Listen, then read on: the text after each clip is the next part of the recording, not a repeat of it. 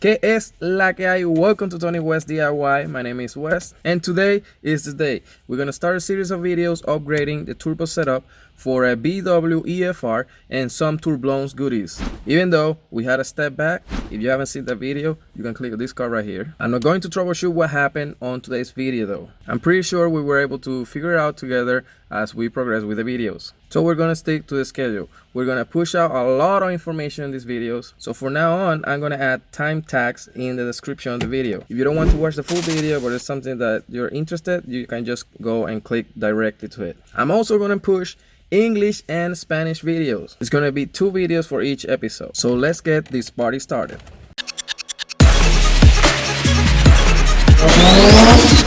These are the things that I was talking about. I'm gonna redo vacuum lines. I'm gonna change the oil feed. Look how crappy that shit looks. I'll be removing the upper intake manifold and then clean the rat nest a little bit better.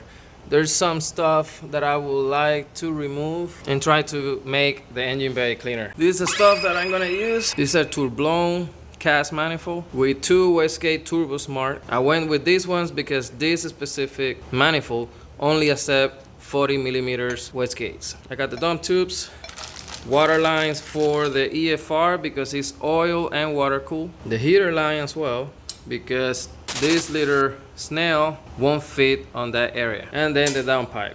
This downpipe came with the Marmon flange. What did you say? However, the hot side for the EFR is a regular one. I think it's 3.5, so we will have to cut that flange and weld the right one. In this series of video, I'm gonna cover a lot of information. So if you don't wanna miss it, press subscribe, press the bell button. And now, without further ado, let's get started.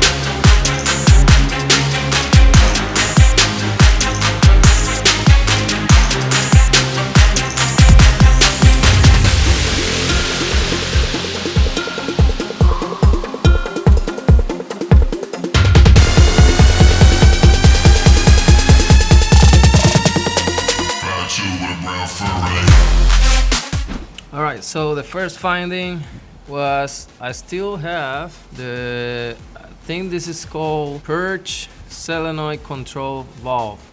Basically, it's part of the emission system, and this is how it was. You know, it's just venting to the atmosphere.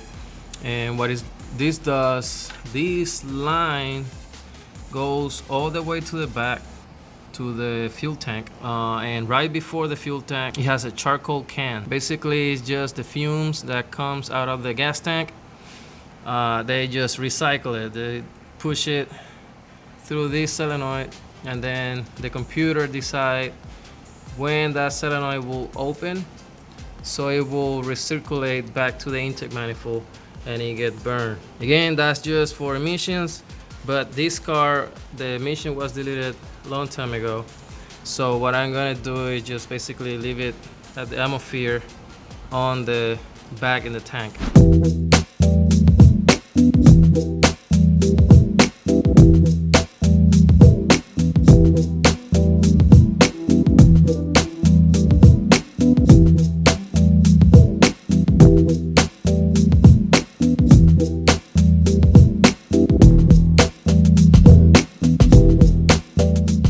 Alright, once you remove the intake manifold, this is what you see. A lot of people ask, what the hell is the rat nest? This is basically what it is. It looks more complicated when the car is stock because this car came with a shit ton of solenoids. Again, this car was twin turbo, so it was sequential. And in order for those turbo to work sequentially, they added a ton of vacuum lines and solenoids. I'm assuming this one has to be a temperature sensor just because of the way it looks, but I'm not sure. what specifically it is. These are the coil packs, and on the car meetings I get a lot of questions about this car, and the main ones are You've got a Corvette? injectors and spark plugs. Injectors because when I explained to them, you know, they have primary injectors and secondary injectors, they really don't understand what I'm talking about. And then the coils when I talk about leading and trailing. Without not being too technical, basically primary injectors are under low load and secondary injectors are on high load. The computer decide when the secondary start kicking based on the RPM. These are the coil packs. These engines have 4 spark plugs, 2 trailing, 2 leading. The easiest way to remember is T for top, which are the top spark plugs, and then the L lower leading.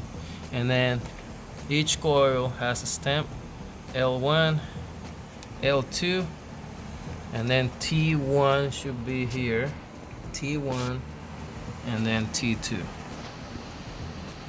When people tune these cars, they talk about split. This is basically what they're talking about. It's basically how far the trailing spark plugs will make the spark versus the leading. I'm just gonna see if I can start removing brackets and make this area much cleaner. So I'm gonna remove all these because I want to have access to the line. That's basically the stock line that goes to the turbo and feed the oil. I bought a new fitting. I'm gonna put the thread pitch in the video. It's not a game, it's a rich thing. Remember, white plug T1, black plug leading, blue plug trailing 2. Also, you can see there's a ground there and then there's a ground here. This one I'm assuming is for the coils, so just make sure if you're doing this as well, don't forget to put that because you're gonna burn the coils. All right, let's keep going.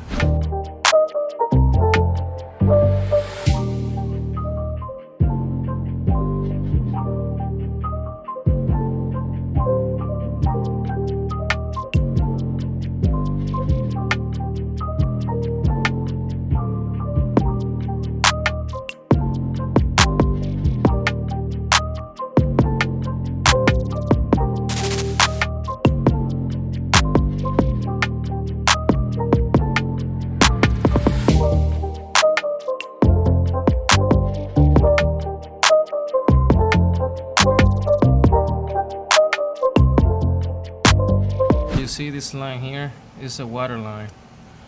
This line goes to the throttle body. We warm up the throttle body with the water, the coolant. When it's really cold, this one goes to the throttle body, and then there's another one that goes here.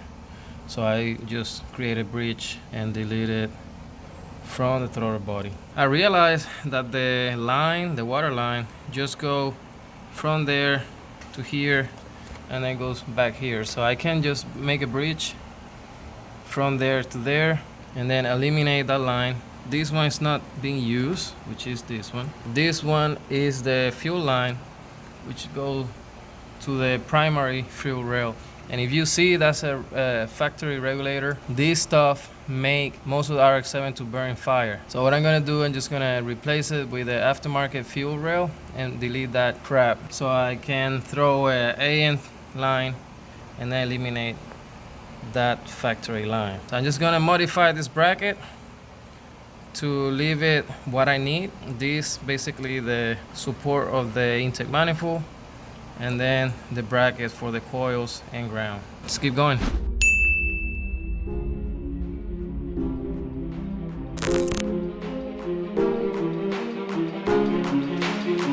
Oh yeah, I don't need no liquor and I don't need no drugs. I feel like I am gifted to really get that buzz, cause I just like the music, so that is what I want. Let me bring you all to life, cause that's what I'm on. Like, this going do it now, even though I'm sober.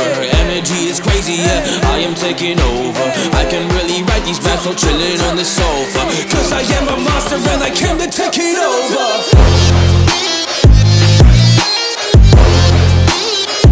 Alright, manifold is out, and as you can see, there was a massive exhaust leak right there, and there was another one right there. I thought I was recording taking the manifold out with the GoPro, but it wasn't on. But basically I was able to remove 2 nuts, and then 2 studs came out. You see the exhaust leak right there. I have the OEM gasket, which is 2 individuals one. They're expensive as hell. They're like 80 bucks, 90 bucks per each, something like that. So I have them around, which I'm gonna use with that one, and I'm gonna add this as well to make sure there's not gonna be an exhaust leak. And here you can see the comparison of the downpipes. I was kind of concerned because I thought this one was gonna be shorter, but it's kind of the same length. This one is a little bit longer, but remember a turbo manifold is longer. That's what she said. Than the one that was before. So let's see if I don't have to extend this downpipe. But you can tell here this is 3 inches roughly. It's hard to get it on camera a bit. And then this is 3.5.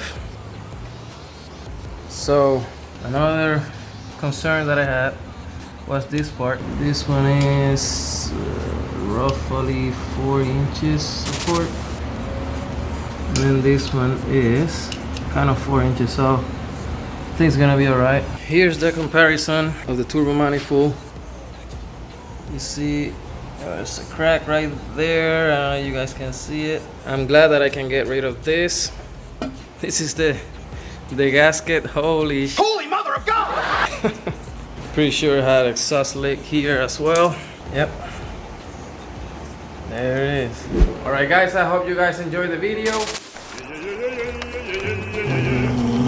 If you watch until now, really appreciate you. Thank you for supporting the channel. If you like this video or if you found it useful, leave me a like, comment, or share the video. And if you don't want to miss the next video, subscribe and press the bell button. Remember, if you guys have any questions, you can hit me on my social media account, Instagram, Facebook, and Twitter at TonyWestDIY, or at Gmail at TonyWestDIY@gmail.com. This is it for today's video. Take care. God bless.